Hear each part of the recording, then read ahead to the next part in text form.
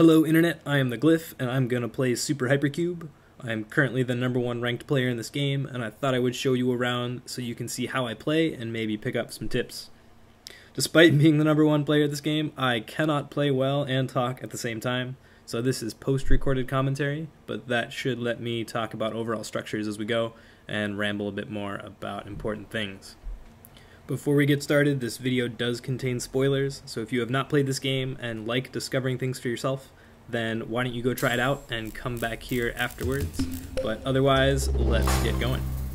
The first thing we're going to do is head to the options menu and turn off all the cosmetics. These things make the game look great, but we really just want points, and a lot of these can get in the way later on when we're dealing with larger clusters. So my personal taste is to turn them all off. The second thing we need to do, which I'll do in a second, is to calibrate our position. By default, the game puts your cluster directly in front of you and a little above you, and later on this is unplayable. So we're going to calibrate forward and to the right and then take a couple steps back to the left and play from there. Level 1 is pretty simple. Every single wall we see is only going to require one operation to get through, which means we can go for maximum bonuses pretty much every time. Those bonuses are fast, which means we solve it quickly, smart, which means we do the minimum number of operations, and dangerous, which means we are making all of the operations after we initiate a quick drop. I die the most on level 1 by far because I get really impatient. You'll notice some of these are quite easy and they go fast, and some of them I take a second, which happens if I know I already missed fast. Then there's no reason to try and go quickly because I don't really get any additional bonus. So I'll take the time to make sure I can get smart. We're on to level 2. Level 2, fun fact, requires 2 operations for every wall. And level 2 is my least favorite level besides level 1. Because we kind of have a 50% chance all the time on whether or not we're going to get smart. If we rotate the wrong way, then we can't recover, and we're just going to lose a bonus cube. So sometimes I try to think about it, and sometimes I don't.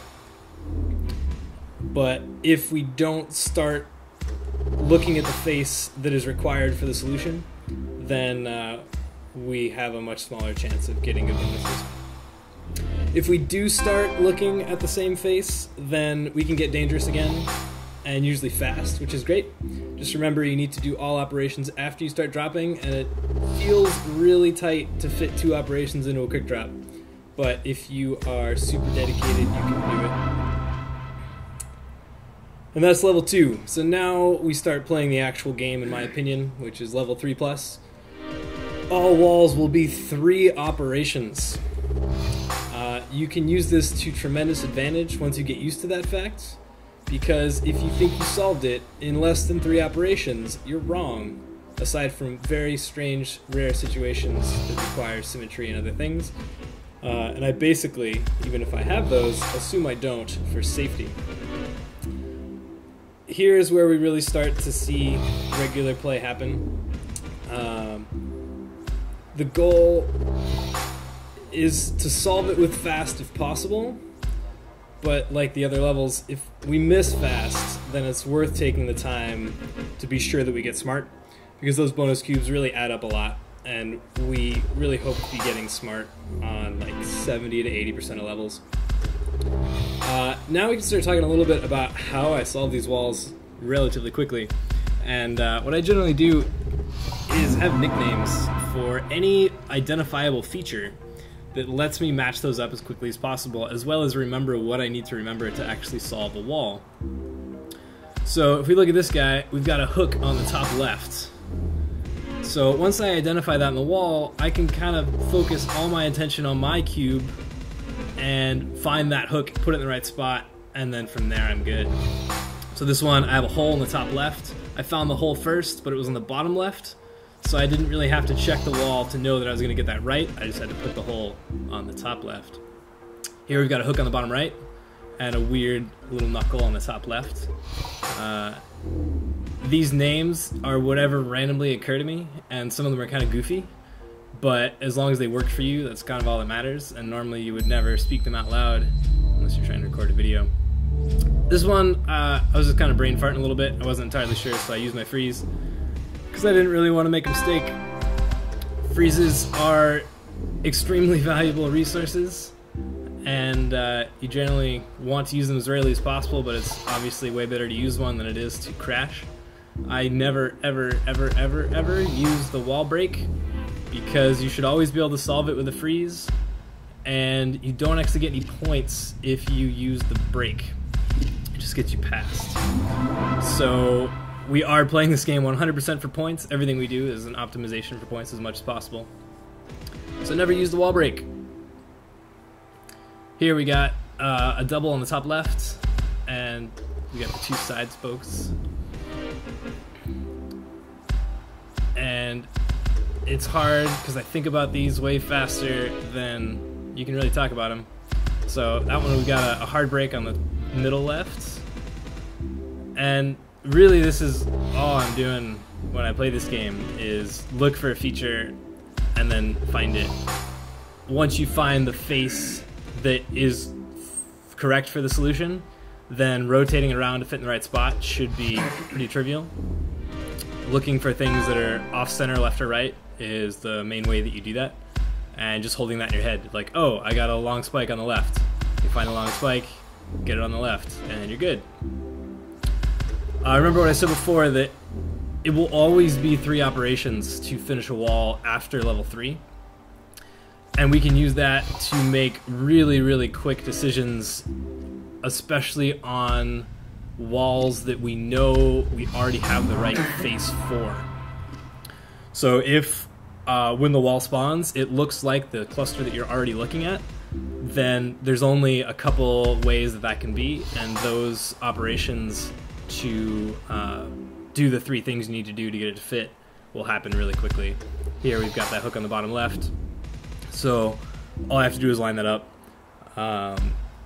You should absolutely trust your intuition in situations where things look really similar, and if you think you solved it in 2 operations, I almost guarantee you're wrong, and that really helps cut out a lot of possibility for what you're looking at.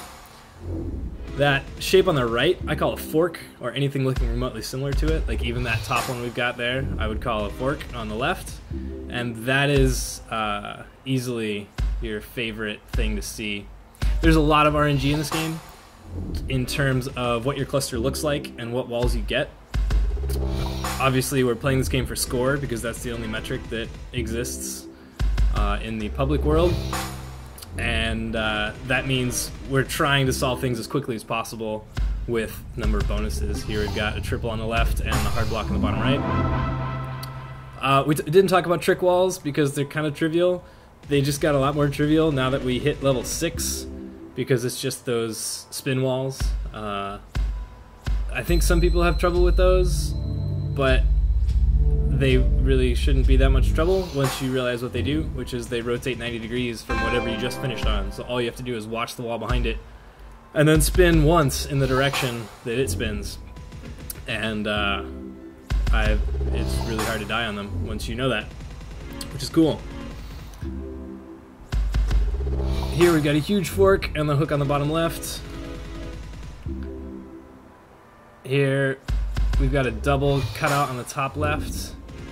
We're hitting the part of the game that is easily the hardest, which is a very large cluster where things look really similar. And that is absolutely the hard part of this game. Identifying broad shapes is easy.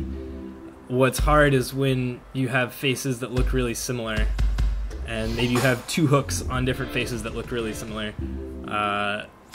There's a lot of intuition about whether or not that is the right one, and then trying to find more delicate things to match that up. Here's another twist wall. You'll see on level 7 we get 3 instead of 1 or 2. I actually lose track of what level it is. You'll notice I play without my HUD. I did that at first because the early game was really frustrating when you were watching how slowly your score was increasing. So I turned it off and realized that I just focus a lot better, and there's not really any information I need on it You can keep pretty good track of how many freezes you have just by getting a feel and playing. And I don't play with the HUD anymore. It's also kind of fun to have no idea what your score is until you're done, and then you learn your score. Here we got a hook in the bottom right. Quite simple. Here we've got a little tooth on the left side, and I got it wrong, which sucks. You get 1 life to start, and then at 1,000 points and 10,000 points you get another life. The thing that you realize, got a double chip on the top left, is that the lives don't matter. What matters is the score that you lose. You get points for every cube that you take through a level, and when we die, I think I lost like 6 cubes there. Those 6 cubes fall off. I don't get points for them. So, spoilers here, as if there haven't been enough already. This game has an end, and that end is wall 100, which means you can pretty much calculate exactly how many points you'll get. That one was interesting. You saw I had a hook on the top left, and after 1 rotation I had a hook in the top left, which raised all my flags that it was probably wrong because it's got to be 3 operations, and then I was just nervous. So I froze to make sure that'd be right. And here we reach a goofy part of the game, which is our cluster has grown to be complete, or at least one side of it is, and we got lucky. I don't know, because I'm not checking. But the game is not over. If you ever get here, don't be like, oh man, this game's dumb, and they didn't check for this. You will find out what happens in just a moment, but you can enjoy a brief moment of respite when you get here. And the cool news is we're actually getting decent points. We have almost 1,000 cubes, which means we're getting almost 1,000 points every level. This one is the most goofy, because you just keep hitting X. Here we're just checking to see how close we are to 1,000. And that is 1,000 cubes. So now the game gets hard again, because we're actually moving really fast.